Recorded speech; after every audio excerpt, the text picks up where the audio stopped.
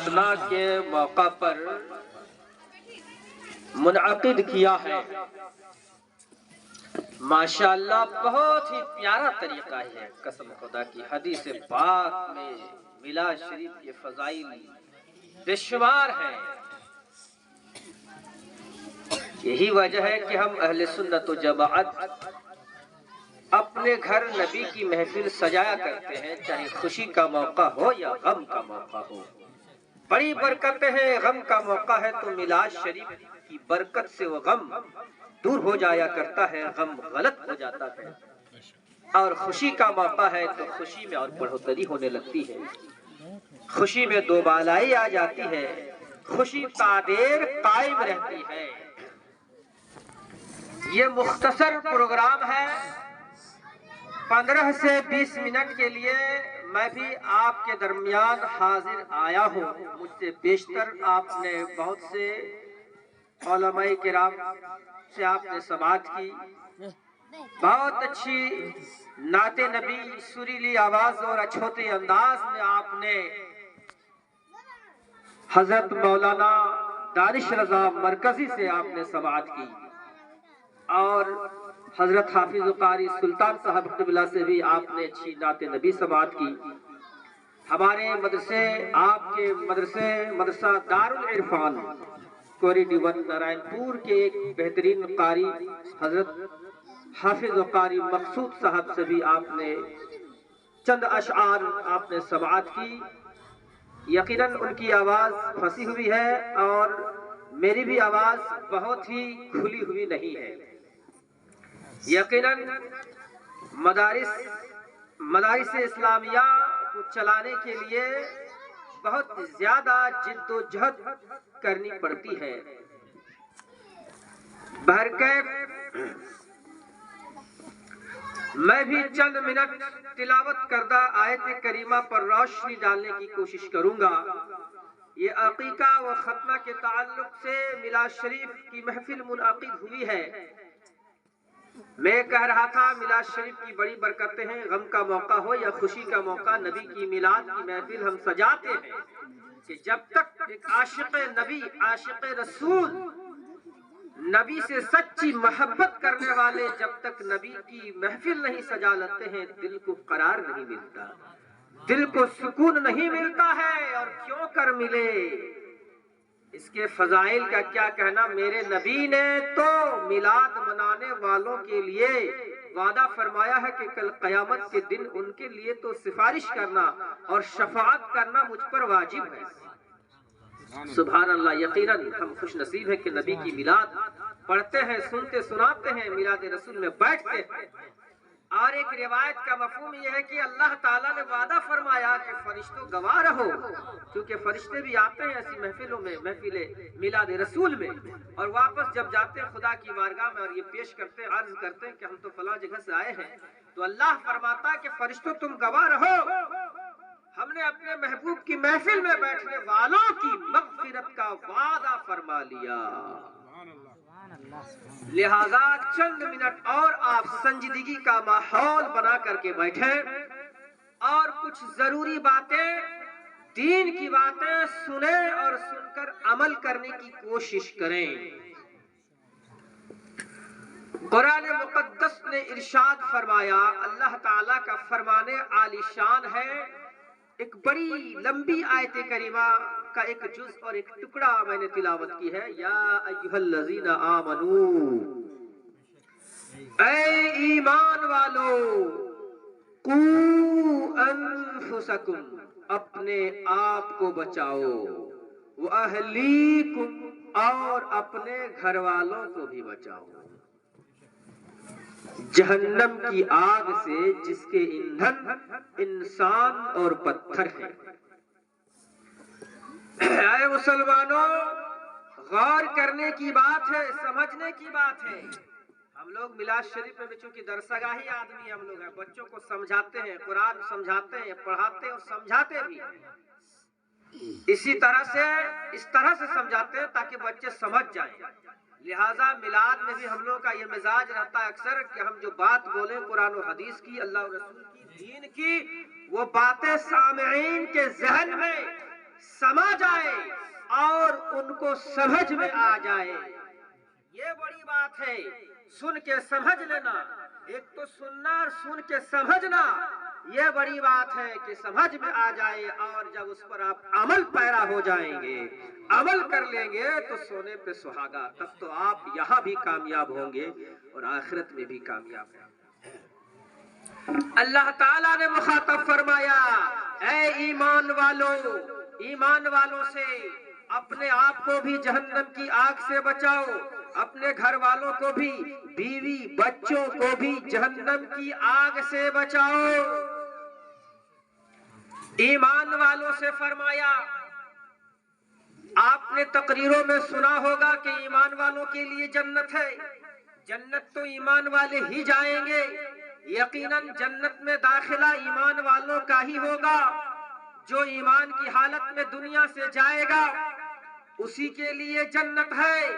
लेकिन ऐ मुसलमानों सुनो, अगर ईमान के बावजूद भी हमारे आमाल बद हुए, हमारे आमाल बुरे हुए, हमारे अखलाक और कैरेक्टर गलत हुए, अगर हमारी सीरत, हमारे किरदार शरीयत इस्लामिया के खिलाफ हुए, तो इन बुरे आमाल की बुनियाद पर भी बावजूद ईमान के जहन्नम में जाना पड़ेगा और जहन्नम के अज़ाब में मुब्तला होना पड़ेगा।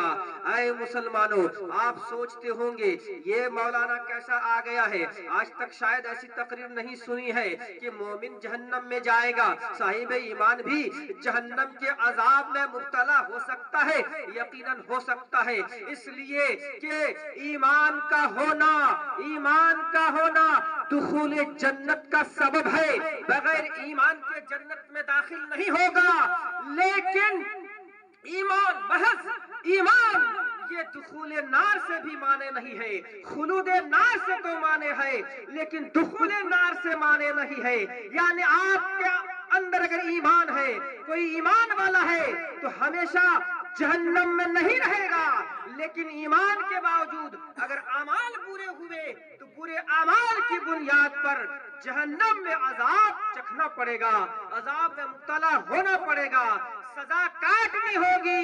ये और बात है। फिर नबी की सिफारिश पर मैदान महशर में उनके लिए भी मेरे आका सिफारिश करेंगे जिनके सीने में राई के दाना के बराबर भी ईमान होगा, बुरे आमाल की बुनियाद पर जहन्नम जा चुका होगा।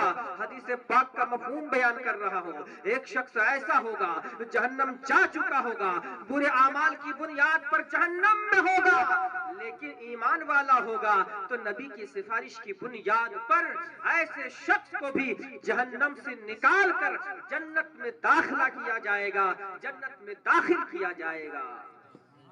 पता क्या चला कि जन्नत तो यकीनन साहिबे ईमान के लिए, ईमान शर्त ईमान वालों के लिए। लेकिन ऐ मुसलमानों, कुछ मोमिन और मुसलमान के घरों में पैदा होने वाले फख्र से कहते हैं और सोचते हैं कि हम तो जन्नत में जैबे करेंगे और आमाल से बहुत दूर रहते हैं। मैं अपनी तकरीर में कोशिश करता हूँ कि अकाइद को भी बयान करूँ और आमाल के फजाइल को भी बयान करूँ। कुछ लोग सिर्फ अकाइद को बयान करते हैं, भोले भाले मुसलमानों के जहन में अकाइद समा जाते हैं, लेकिन आमाल के फजाइल से वो कोसों दूर हो जाते हैं और अमल पैरा नजर नहीं आते हैं, अमल करते हुए नजर नहीं आते हैं। जबकि जो ईमानदार है, जो साहिबे ईमान है, जो ईमान वाला है, उसी के आमाल कारगर हैं, उसी के आमाल काबिल कबूल हैं, उसी के आमाल तो काम आएंगे। और बगैर ईमान के, जिसका ईमान दुरुस्त नहीं, अकीदा दुरुस्त नहीं, अकीदा सही नहीं, अकाइद बातिला के मानने वाले हैं, उनके आमाल तो रायगा हो जाएंगे, कोई काम नहीं आएगा। बगैर मोहब्बत रसूल के न नमाज काम आएगी, न रोजा काम आएगा, न हज व ज़कात फायदा मंद होगी। ईमान शर्त है और ईमान असल ईमान, बल्कि ईमान की जान तो नबी पाक है। नबी की मोहब्बत, सच्ची मोहब्बत, यही तो असल ईमान है। इसीलिए आला हजरत अजीमुल बरकत मुजद्दिद दीन व मिल्लत इमाम अहमद रजा खान फाजिल बरेलवी रज़ियल्लाहु ताला अन्हु इरशाद फरमाते हैं, सर अल्लाह की सरताब कदम शान है ये, اللہ کی سرتاب قدم شان ہے یہ، انسان نہیں انسان وہ انسان ہے یہ، انسان نہیں انسان وہ انسان ہے یہ۔ اور قرآن تو ایمان بتاتا ہے انہیں، قرآن تو ایمان بتاتا ہے انہیں، ایمان یہ کہتا ہے میری جان ہے یہ، ایمان یہ کہتا ہے میری جان ہے یہ۔ تو اصل تو ایمان جو ہے، ایمان کی جان میرے آقا ہے، ان سے سچی محبت یہ ایمان ہے۔ اے مسلمانوں، جس نبی سے سچی محبت عین ایمان ہے، اسی نبی کا فرمان ہے جعلت قرۃ عینی فی الصلاۃ، میری آنکھوں کی ٹھنڈک نماز میں رکھی گئی ہے، نماز میں رکھی گئی ہے۔ آج محبت رسول کا دعویٰ تو کرتے ہیں، دعویٰ سینہ ٹھوک کے کرتے ہیں کہ ہم نبی سے سچی محبت کرتے ہیں، نبی کے عاشق ہیں، نبی کے دیوانے ہیں، نبی سے محبت کرنے والے ہیں، لیکن نبی کی سب سے محبوب چیز نماز، سب سے پسندیدہ ادا میرے نبی کی نماز، آج نماز سے کوسوں دور رہتے ہیں۔ حیرت ہے، افسوس کی بات ہے۔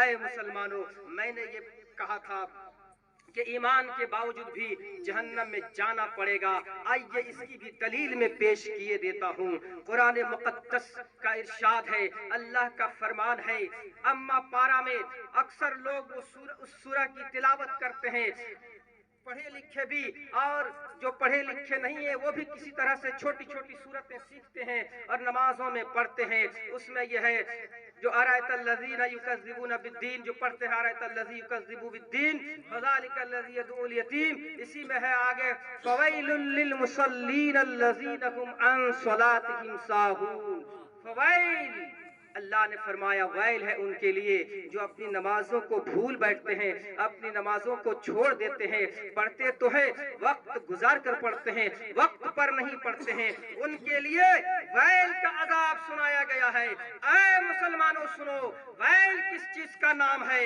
حدیث پاک کے مطالعہ سے پتا چلتا ہے کہ ویل جہنم کے اس طبقہ کو کہتے ہیں، ویل جہنم ہی کا وہ حصہ ہے، ایسا حصہ ہے، ایسا طبقہ ہے جس کی سختی اور گرمی سے خود جہنم بھی پناہ مانگتا ہے۔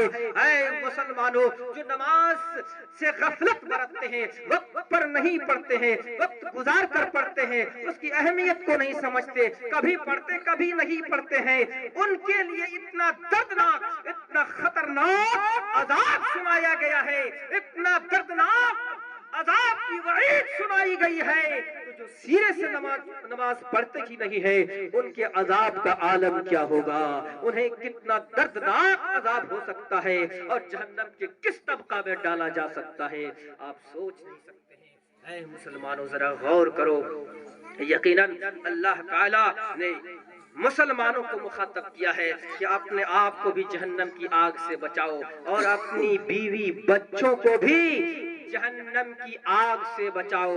جب یہ آیت کریمہ نازل ہوئی تو حضرت عمر فاروق اعظم رضی اللہ تعالی عنہ نبی کی بارگاہ میں پہنچتے ہیں۔ کون عمر؟ وہ عمر جنہیں دیکھ کر شیطان اپنا راستہ بدل دیتا تھا، وہ عمر نبی پاک صلی اللہ تعالی علیہ وسلم کی بارگاہ میں پہنچ کر عرض کرتے ہیں، اے میرے آقا، اتنی بات تو سمجھ میں آئی، قو انفسکم، اپنے آپ کو بچاؤ، لیکن یا رسول اللہ ہمیں یہ سمجھ میں نہیں آئی کہ اپنے بال بچوں کو بھی بچاؤ، اپنے اہل و عیال کو بچاؤ، اس کا مطلب ہمیں نہیں سمجھ میں آیا۔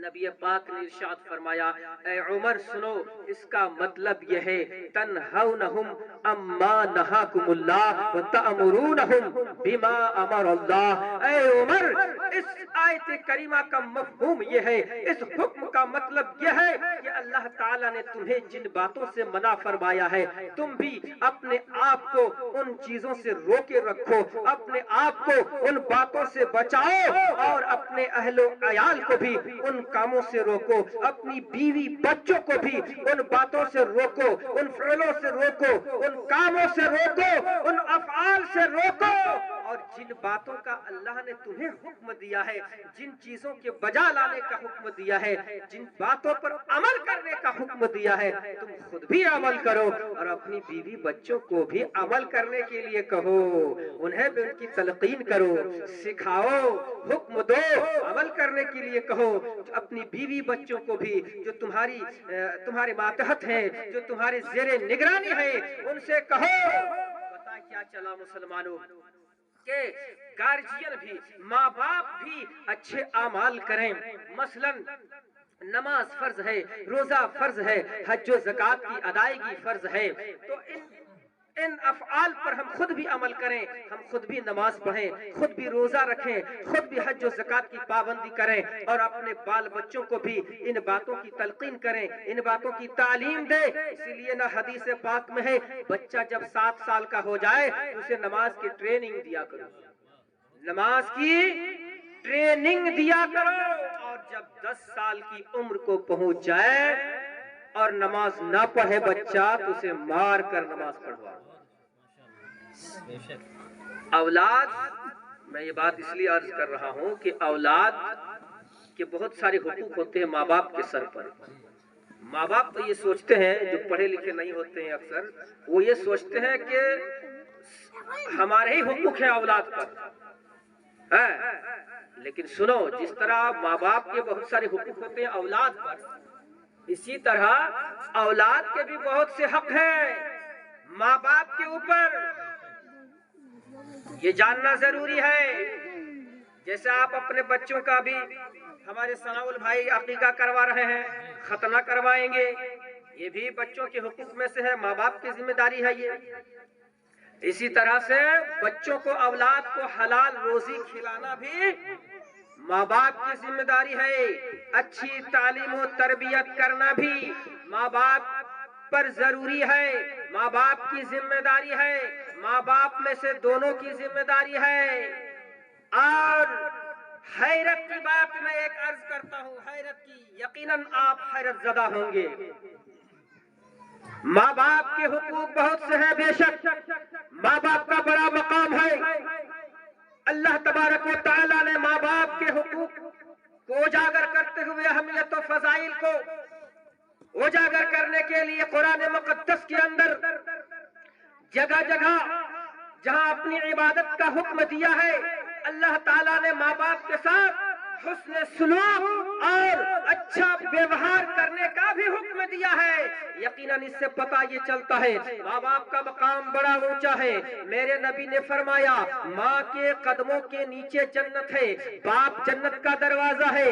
اس لیے اے لوگوں سنو، اپنے ماں باپ کی قدر و منزلت کرو، اپنے ماں باپ کا احترام کرو، اپنے ماں باپ کا حتی المقدور اپنے ماں باپ کو عیش و آرام میں رکھنے کی کوشش کرو، ان کی فرما برداری کرو اور ان کے ساتھ حسن سلوک کرو، ان کا کہا مانو۔ لیکن اے لوگوں یہ بھی یاد رکھو، یقیناً ماں باپ کے بہت سارے حقوق اولاد پر ہیں۔ اولاد پر کب لاگو ہوتے ہیں؟ جب اولاد عاقل و بالغ ہو جاتے ہیں، ہے کہ نہیں؟ جب تک عاقل و بالغ نہیں ہے تو شریعت کا کوئی حکم اس پر نافذ نہیں ہے۔ تو کب؟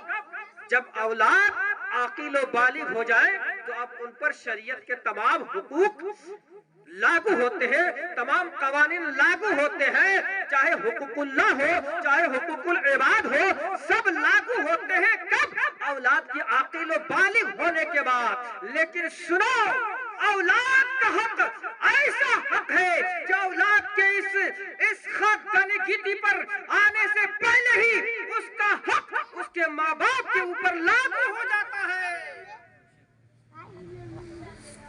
بات سمجھ میں آئی؟ تعجب ہوا؟ بیٹا پیدا ہوا نہیں ہے کہ بیٹا کہا کہ باپ کے اوپر منڈلا رہا ہے، بیٹا ابھی دھرتی پر آیا نہیں ہے کہ ماں باپ کے اوپر اس کا حق عائد ہو رہا ہے۔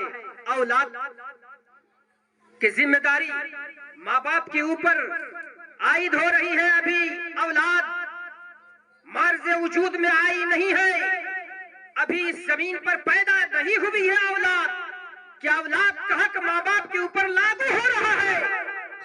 آپ تعجب میں پڑ گئے ہوں گے، کون سا ایسا حق ہے جو اولاد کے آنے سے پہلے، بچہ کی پیدائش سے پہلے ہی ماں باپ کے اوپر لاگو ہو جاتا ہے، ماں باپ پر ضروری ہوتا ہے؟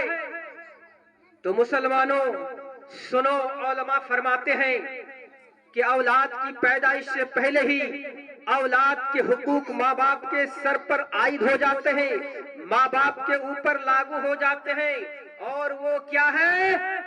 وہ یہ ہے کہ اولاد حاصل کرنے سے پہلے، اولاد لینے سے پہلے ہی ماں باپ اپنے اخلاق و کیریکٹر کو سدھار لے، ماں باپ اپنے چال چلن کو سدھار لے، ماں باپ اپنے رہن سہن کو، اپنی چال چلن کو، اپنے اخلاق و کیریکٹر کو، اپنی سیرت و کردار کو شریعت اسلامیہ کے مطابق ڈھال لے، شریعت کے مطابق اپنے اخلاق و کردار کو مزین کر لے۔ یہ اولاد کا حق ہے، اولاد کی دنیا میں آنے سے پہلے ہی، اولاد کی پیدائش سے پہلے ہی اولاد کا حق ہے جو اس کے ماں باپ کے اوپر، اس کے والدین کے اوپر نافذ ہو جایا کرتا ہے۔ اسی لیے حدیث پاک میں بھی آیا ہے، میرے نبی نے فرمایا تنکح المرأۃ لاربع، 4 خوبیوں کی وجہ سے عورتوں سے نکاح کیا جاتا ہے، لحسنہا ولجمالہا ولحسبہا ولدینہا فاظفر بذات الدین۔ میرے آقا نے فرمایا 4 خوبیوں کی وجہ سے نکاح کیا جاتا ہے، عورت کے حسن و جمال کی وجہ سے، ان کی مالداری کی وجہ سے، ان کے حسب و نسب اور اچھے خاندان سے ہونے کی وجہ سے، اور ان کی دینداری کی وجہ سے، فاظفر بذات الدین، تو تم دیندار کو اختیار کرنا، تربت یدا، تم دونوں جہاں میں کامیاب و کامران ہو جاؤ۔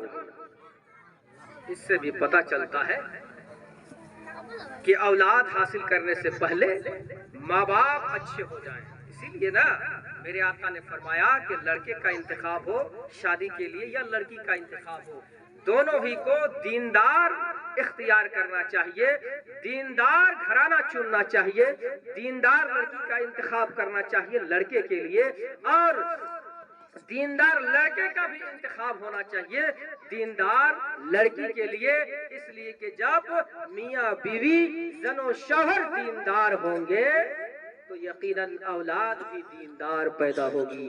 بہت سے واقعات ہیں، بیان کرنے کا وقت نہیں ہے، کیونکہ مختصر پروگرام ٹھنڈ کا وقت ہے، لہٰذا میں تفصیل میں جانا نہیں چاہتا ہوں۔